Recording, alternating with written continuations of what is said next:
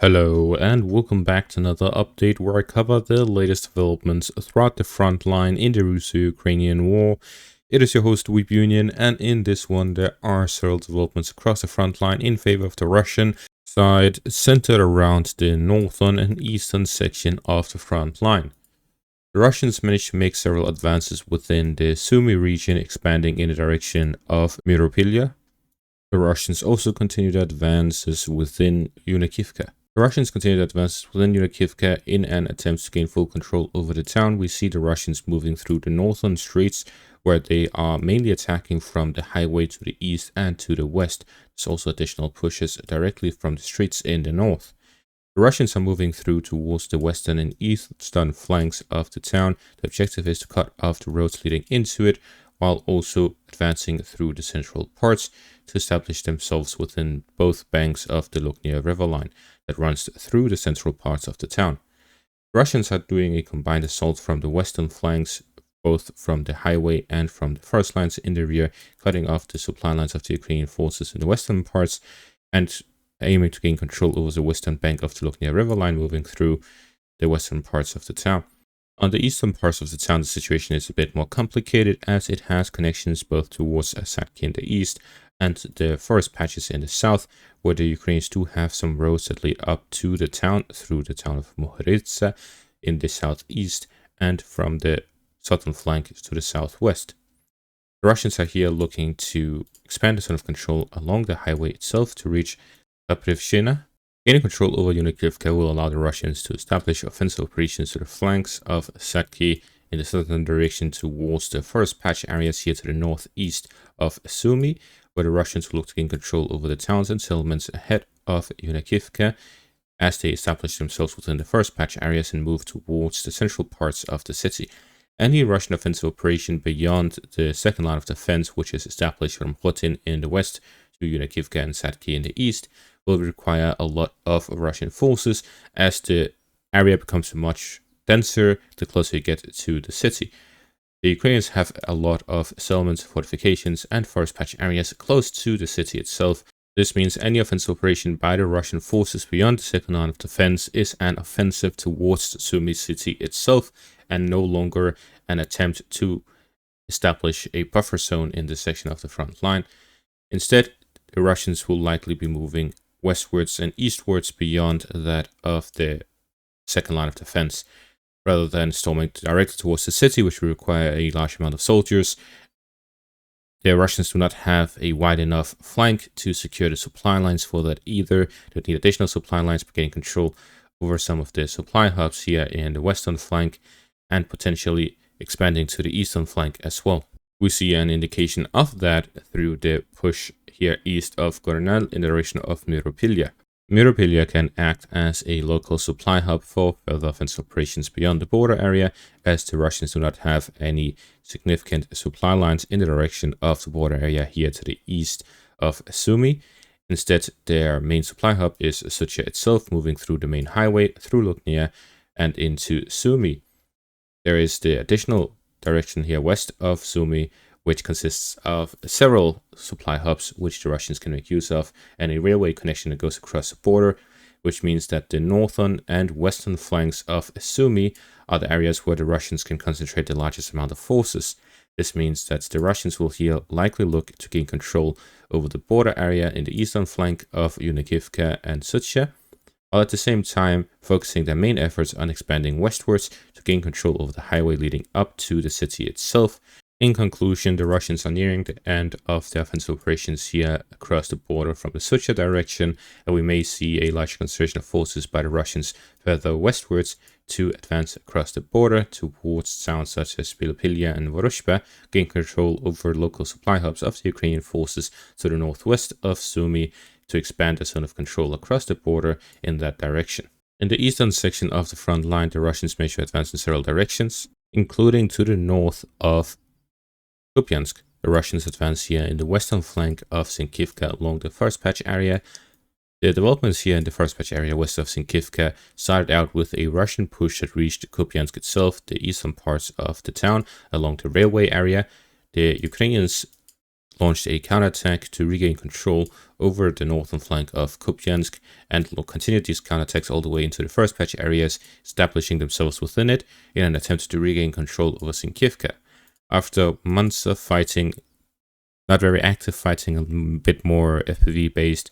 and infantry based in the first patch area, the Russians are now regaining the initiative and pushing the Ukrainians back out of the first patch area, which will allow the Russians to restart offensive operations in the direction of Kupansk.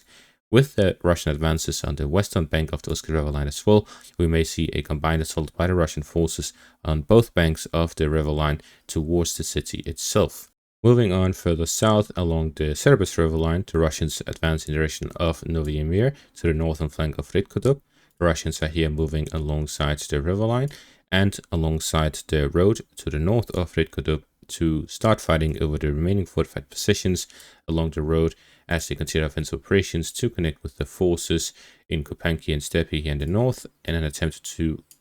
launch a pincer maneuver from the northern and southern flanks, where the Russian objective is to gain control over the road connecting the two sides, the fortified positions alongside it, the entirety of the Serbus river line, and launch offensive operations in the direction of Borova as the logistical supply hub of the Ukrainian forces on the eastern bank of the Oskar River line to the south of Kupiansk. The objective of the Russian forces is to move along the river line to the west and along the road to the east, both in the northern and southern flanks, in an attempt to gain control of these fortified positions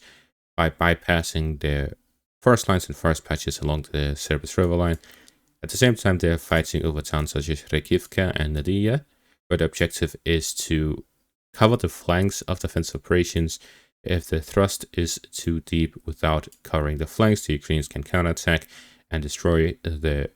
spearhead. Instead, the Russians are also attacking the flanks as the Ukrainians are forced to slowly withdraw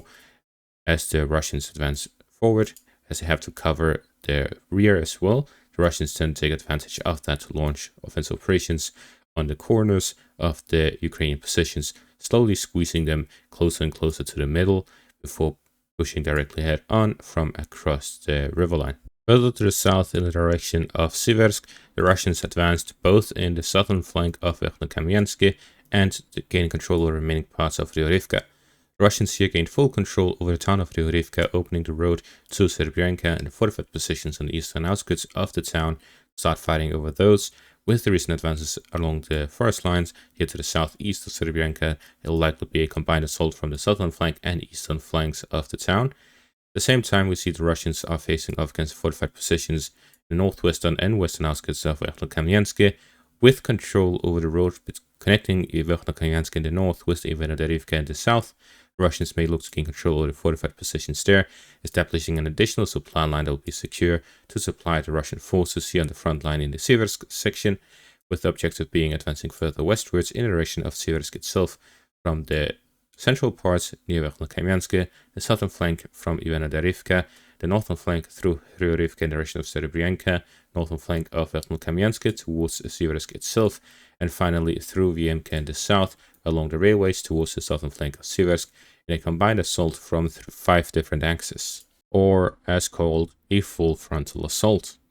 The Russian objective here would be to gain control over Siversk, which will allow the Russians to establish solid control over the southern flank of the Serebrenski first area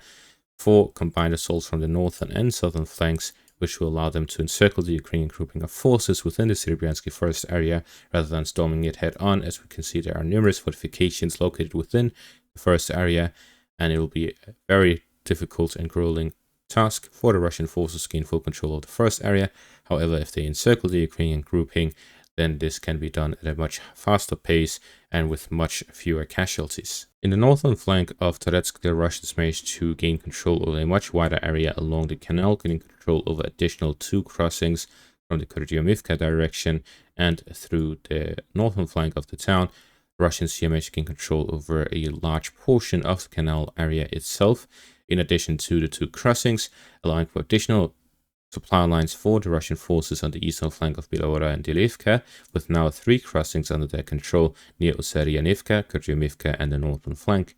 With this, the Russians will continue offensive operations along the first lines and fortified positions, gain control over Dilivka, and move onwards towards Belora, opening up the road for further offensive operations in the northern flank in the direction of Civer to gain control over the entire area here along the canal, which will allow the Russians to gather a lot more troops across the canal here in the eastern flank of Kościanivka. Also allow the Russians to strengthen offensive operations in the Civer direction, as will allow the Russians to supply those forces through the supply hub at Orlivka. Combined with the crossing near Bakhmut, the Russians will be able to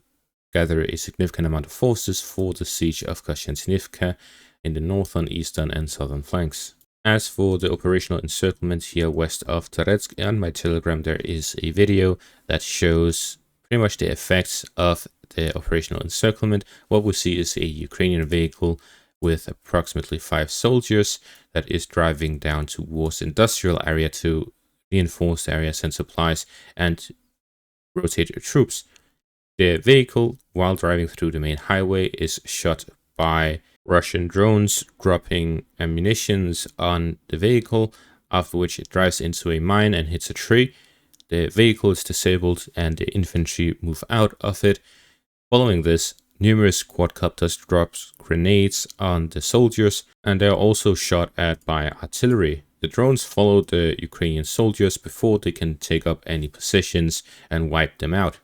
From this we can see that the Ukrainians are struggling to resupply their forces on the front line within the operational encirclement here northwest of Tetsk. The Russians are constantly surveying the road that leads into the pocket that has been formed and constantly attack those with artillery, drones, and the new number of drones is extremely significant as they cover everything at all times and do not leave those soldiers until they are completely wiped out. And this shows the cost of the Ukrainians holding onto this pocket from the moment the Russians captured the fortified positions on the eastern flank of this road.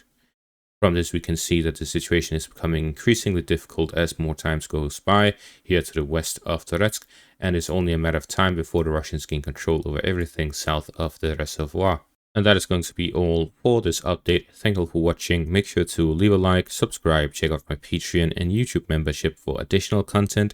Thank you all for watching and have a great day.